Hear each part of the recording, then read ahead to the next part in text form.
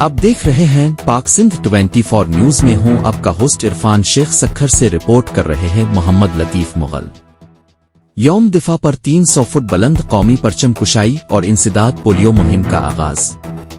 सक्खर में यौम दिफा 6 सितंबर के मौके पर बल्दिया आला सक्खर ने वॉकिंग ट्रैक पर 300 फुट बुलंद कौमी परचम कुशाई की तकरीब मुनक़िद की, जहां कौमी परचम को फिजा में लहराया गया।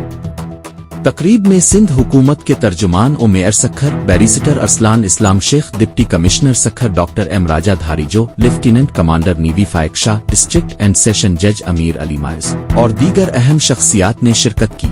मेयर सक्खर और डिप्टी कमिश्नर ने तकरीब के दौरान बच्चों को पोलियो के कतरे पिलाकर इंसदाद पोलियो मुहिम का आगाज किया। पुलिस के चाको चौबंद दस्ते ने सलामी पेश की और परचम कुशाई के बाद अफवाज पाकिस्तान की कुर्बानियों को खराज अकीदत पेश करने के लिए ग्लोब चौक तक रैली निकाली गई।